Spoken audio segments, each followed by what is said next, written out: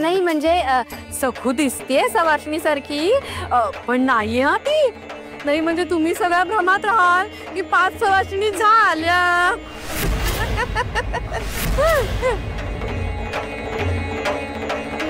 हो पण खरंच की अजून 5वी सवाष्णी याची राहिलीच आहे की. मला नाही वाटत आता कोणी येईल. खरं सांगू का, नाही म्हणजे बोलू नये कारण आपलेच दात आणि आपले चोट. पण खरंय ते खरंय. नाही म्हणजे आमच्या उमावंस त्यांच्या विधवा सासूला घेऊन नवीन लुगडं नेसवून रावळात आल्या ना, तेव्हाच माझ्या मनात पाल चुकचुकली होती.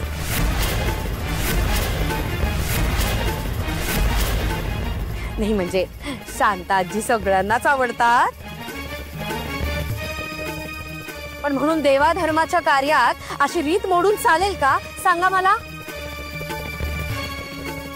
पण मामी, हो ठाऊक आहे मला, वाईट वाटेल म्हणूनच बोलले नव्हते, पण आता बोलते.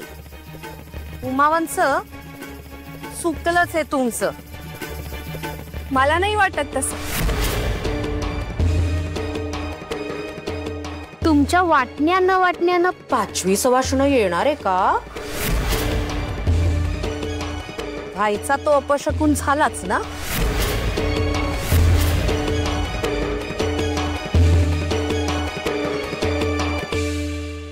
हो मे जाऊ दे ग, माझ्यामुळे 5वी सवाष्ण येत नसेल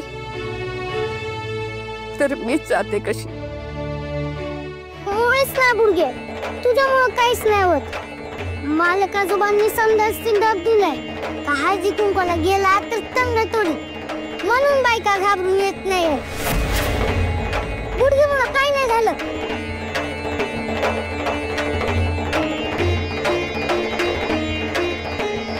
हो आजी, तू कुठेच नाही जायचंस, तू आम्हाला इथेच हवीस.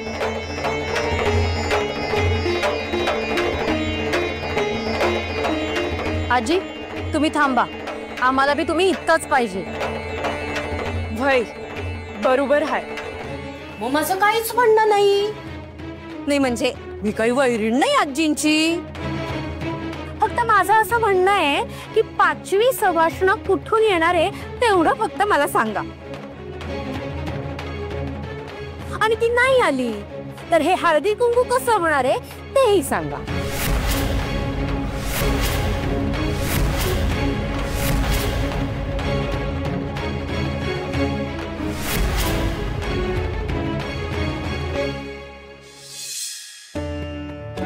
हे काय आहे? मामी कशावरूनही बोलते आणि त्या माऊलीला रडवते. कप्रिये, तू मला अशी ओरडतीये जणू की मीच अपराधी आहे. अगं मामी बोलतीये, तिला बोल. बघा हा, मी जर का बोलायला लागले तर तुमच्यासारखं जपून सांभाळून वगैरे बोलणार नाही बरं. तुला जसं बोलायचं आहे तसं बोल. शेवटी काय, कुणाच्या तरी सांगण्याने भेदाभेदाचे पिंजरे तुटले म्हणजे झालं. भेदाभेद, भ्रम, अमंगळ हे शब्द तेवढे बोलतात, आणि कृतीत काय? हो ना, जातीपाती, लहान मोठा, गरीब श्रीमंत, स्त्री पुरुष, सधवा विधवा, वांजले कुरवाळी, या सगळ्या गोष्टींच्या भिंती उगीच बांधल्यात आणि त्यावरून एकमेकांना बोचकारणं चालू आहे. हे मलाही खटकतं. वा, खटकतं. आणि तरी सुद्धा नुसतं बघत राहायचं. हो, आपण या सगळ्यांना जाग करायला हवं. काही नाही, चोखा सोयरापासून मी हेच म्हणत आले, पण तुम्ही एका कानाने ऐकायचं आणि दुसऱ्या कानाने सोडून द्यायचं. अगं प्रिये, मी काय म्हणतोय जरा नीट समजून तर घे. अहो जरा सगळं जाणता तरीही रुसता. अहो जरा जरा बघा तिकडे रावळात काय चाललंय. या बघा. आजी नका काळजी करू, होई समजा नीट. सखू, माझ्याकडून तू गंगीलाच बोलवायला गेलती ना? म्हणजे 5वी सवाष्ण गंगीच की. हो, गंगाच अजून आली नाही. गंगेच्या दादल्याला म्हणजे सोमनाथला खोक पडली म्हणा कामाच्या इथं. वैद्यबुवांकडेच गेलीत समधी. थोडक्यात गंगा काही येत नाही आता. दुसरं कोणी नाही काय यायचं? नाही ना, कोण येणार? बोलू नये, पण तुमच्या दादल्यासमोर यायचं म्हणजे जरा कठीणच आहे ना. तुमच्या धाकल्या मालकीनबाई आमच्या बी घरला आलत्या. इथं यायचं नाही सांगाया, पर मी आले. पण इतकी धडपड करून 5 जणींची ओटी भरेल असं बोलले होते. काही होत नाही आता.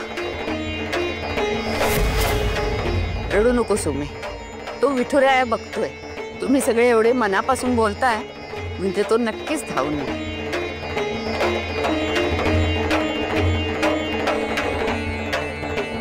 आपण फक्त मनाची समजूत घालतो. मला आता काही खरं अहो मग तेच तर मी कधीपासून सांगतेय. पण रीतीभाती दाब्यावरच बसवल्यावर काय होणार? पण माझं मेलीचं तोंड दिसतं सगळ्यांना.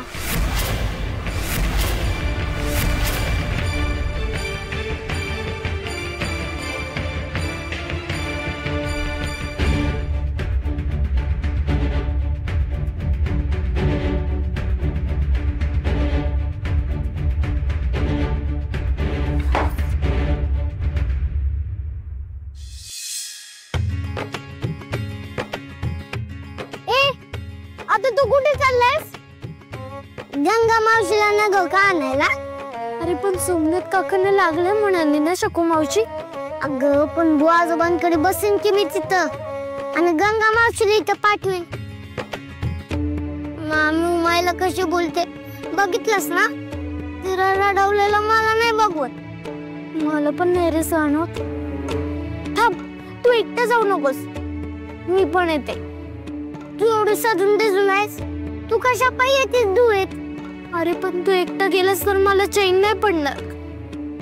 मग गप डोळे मिटून कमरेवर हात ठेवून उभा आहे ना, तुझ्या काढायला सांग की 5वी सवाष्ण पाठव बाबा.